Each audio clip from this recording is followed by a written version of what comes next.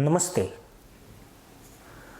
पाकिस्तान में ऐसा समय आ गया है जब लाखों परिवारों के सामने दो वक्त की रोटी जुटाना सबसे बड़ी चुनौती बन चुका है। महंगाई, बेरोजगारी और आर्थिक संकट ने समाज को उस मोड़ पर ला खड़ा किया है जिसकी कल्पना कुछ साल पहले तक नहीं की जा सकती थी। पाकिस्तान के कई इलाकों में गरीबी इतनी गहरी हो चुकी है कि लोग जीवित रहने के लिए ऐसे रास्तों की ओर धकेले जा रहे हैं जिनके बारे में खुलकर बात तक नहीं की जाती। यह रास्ता है देह व्यापार का। जब किसी देश में इकोनॉमिक क्राइसिस का विस्फोट होता है तो वह अपने साथ भूख, गरीबी, महंगाई और बेरोजगारी नहीं लाता है। उसका असर हर एक व्यक्ति पर पड़ता है और सबसे ज़्यादा असर पड़ता है महिलाओं पर, जिनके ऊपर पूरा घर संभालने की जिम्मेदारी होती है। भूख का पहला अनुभव यहीं से शुरू होता है। सालों से आर्थिक बदहाली से जूझ रहे पाकिस्तान की हालत अब कहीं ज़्यादा बदतर हो चली है। अब सवाल ये नहीं है कि पाकिस्तान टूटेगा या बचेगा। सबसे बड़ा सवाल अब उन महिलाओं की तरफ घूम गया है जिन्होंने पाकिस्तान की ढहती अर्थव्यवस्था के बीच देह व्यापार जैसे पेशे को गुजारे का हिस्सा बना लिया है। बहुत जुल्म हो रहा है। मेरे साथ बाकी लड़कियां भी यहाँ से जाना चाहती हैं।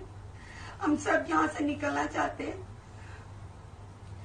हम पे रहम करें, हमें यहाँ से निकालें। हम यहाँ पे बहुत मजबूर होके रह रहे हैं। हम ऐसा काम नहीं करना चाहते, हम गलत काम नहीं करना चाहते, लेकिन ये लोग हमें मजबूर करते हैं गलत काम करने के लिए। आज हम बताएंगे वह सच्चाई जो असीम मुनीर जैसे जिहादी फौजियों के मुंह पर करारा तमाचा है, जो युद्धो उन्माद में इतने पागल हो चुके हैं कि उनके लिए जनता के दुख दर्द कोई मायने नहीं रखते। उस जनता को जिसे पिछवाड़ा उठाने गिराने की सीख देकर इंसा अल्लाह बोलकर झाड़ पर चढ़ा दिया जाता है, आज झाड़ पर चढ़ी उसी जनता का एक तबका भाड़की खा रहा है। सबसे बड़ी थी और मेरे 5 भाई थे। माँ बाप बूढ़ा था, मैं यहाँ पे आ गई, मजबूरी थी घर की। मैं तो बचपन के 10-12 साल से अपनी आंटी के घर रहती थी, मुझे घर का नहीं पता। जब जो उम्र संभाली तो इधर बस माहौल में आ गई। जब इधर आई तो इधर का माहौल देखा, मुझे नहीं पसंद लगा। फिर मजबूरी ऐसी पड़ी कि इधर शौक के लिए नहीं और मजबूरी के लिए रहना पड़ा। सोशल मीडिया से लेकर कई स्थानीय रिपोर्टों तक एक दावा बार बार सामने आ रहा है कि पाकिस्तान के आर्थिक संकट का सबसे दर्दनाक असर महिलाओं और गरीब परिवारों पर पड़ रहा है। महंगाई और बेरोजगारी के कारण महिलाएं देह व्यापार का रुख कर रही है। कराची की गलियों से लेकर स्पा सेंटर और ब्यूटी पार्लर जिस्म फरोशी के अड्डे बनते जा रहे हैं। पाकिस्तान के हर छोटे बड़े शहर जिस्म फरोशी की दलदल में उतरते जा रहे हैं। सवाल ये भी है कि आखिर वे कौन सी मजबूरियां हैं जिन्होंने लाखों महिलाओं की जिंदगी को पूरी तरह बदल कर रख दिया है। जब भी पाकिस्तान की चर्चा होती है तो सबसे पहले कर्ज, महंगाई, बेरोजगारी और आर्थिक संकट की बात होती है, लेकिन इन सब के पीछे एक और ऐसी कहानी छिपी हुई है जिस पर खुलकर बहुत कम चर्चा होती है। यह कहानी है उस भूमिगत दुनिया की जो कानून की नज़रों से बचकर, समाज की नज़रों से छिपकर और मजबूरियों की आड़ में वर्षों से चलती आ रही है। पाकिस्तान में देह व्यापार अवैध माना जाता है, लेकिन पड़ोसी मुल्क से आने वाली रिपोर्ट बताती है कि आज यह धंधा चरम पर पहुंच गया है।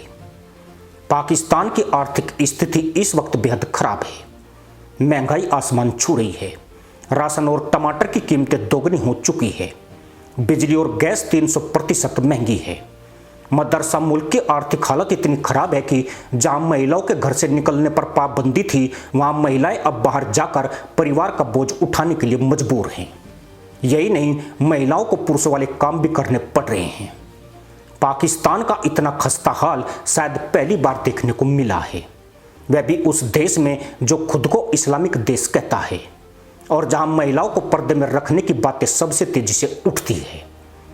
पाकिस्तान में बेकाबू महंगाई, शिक्षा की कमी और बेरोजगारी के कारण उपजे आर्थिक संकट ने कई महिलाओं को अपने आजीविका चलाने के लिए देह व्यापार में धकेल दिया है।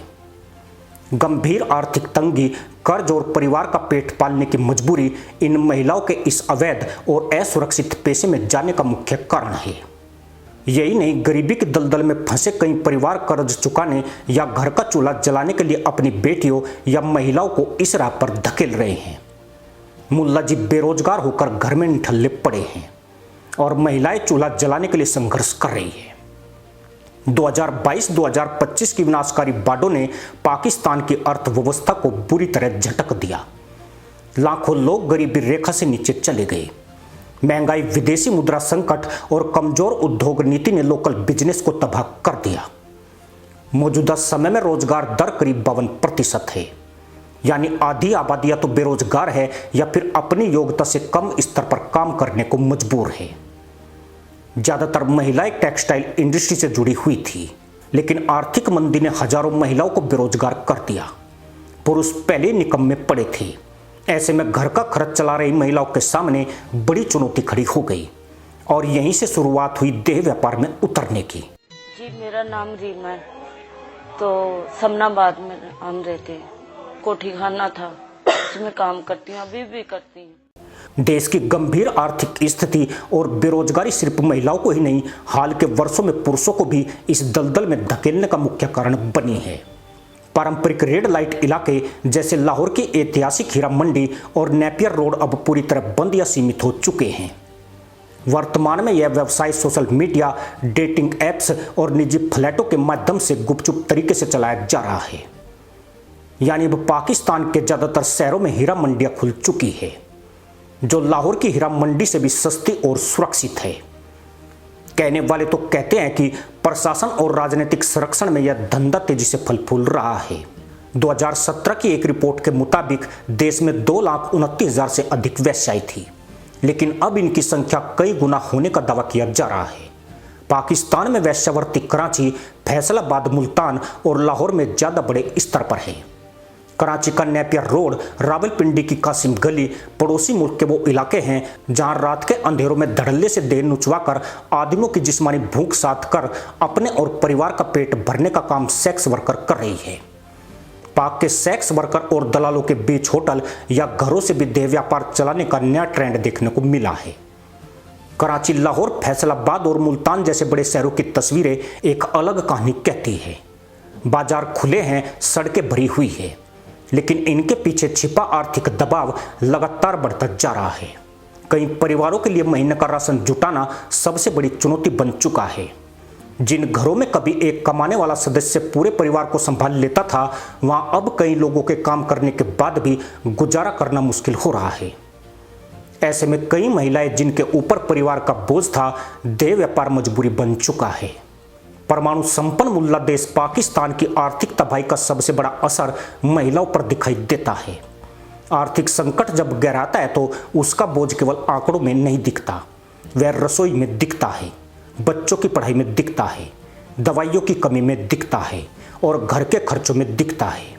यही कारण है कि लाखों महिलाएं पहले की तुलना में कहीं अधिक संख्या में अनौपचारिक कामों की ओर बढ़ रही है। लेकिन कहानी का दूसरा पहलू और भी चिंताजनक है। जब रोजगार के अवसर कम हो जाते हैं और महंगाई लगातार बढ़ती जाती है, तब शोषण के नेटवर्क मजबूत होने लगते हैं। यही वह दौर होता है जब कमजोर आर्थिक स्थिति वाले परिवार सबसे ज्यादा जोखिम में आ जाते हैं।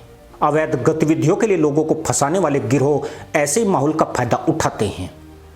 अब सवाल यह है कि पाकिस्तान इस स्थिति तक पहुंचा कैसे? इसका जवाब केवल एक कारण में नहीं छिपा है। वर्षों से बढ़ता कर्ज, कमजोर निर्यात, राजनीतिक अस्थिरता, ऊर्जा संकट, विदेशी निवेश में गिरावट और बार बार आने वाली प्राकृतिक आपदाओं ने मिलकर अर्थव्यवस्था पर भारी दबाव डाला है। जब उद्योग धीमे पड़ते हैं तो सबसे पहले नौकरियां प्रभावित होती है, और जब नौकरियां खत्म होती है तो उसके बाद शुरू होता है सामाजिक संकट। पाकिस्तान का कपड़ा उद्योग लंबे समय तक देश की अर्थव्यवस्था की रीढ़ माना जाता रहा है। लाखों महिलाएं इसी क्षेत्र से जुड़ी थी, लेकिन ऊर्जा लागत बढ़ने, उत्पादन घटने और वैश्विक प्रतिस्पर्धा के दबाव ने कई इकाइयों को मुश्किल में डाल दिया। परिणाम यह हुआ कि हजारों परिवारों की आय पर सीधा असर पड़ा। जिन घरों का चूल्हा इन नौकरियों से जलता था, वहां अनिश्चितता ने दस्तक दे दी। यही कारण है कि पाकिस्तान की कहानी केवल एक देश की आर्थिक कहानी नहीं रह गई है। यह उस चेतावनी की तरह है जो बताती है कि जब अर्थव्यवस्था कमजोर पड़ती है तो उसका असर केवल सरकारी खजाने तक सीमित नहीं रहता, उसका असर सीधे आम लोगों की जिंदगी पर पड़ता है। और जब आम लोगों की जिंदगी प्रभावित होती है, तब असली संकट शुरू होता है। इसी के साथ अनुमति दोस्तों, जय हिंद, वंदे मातरम।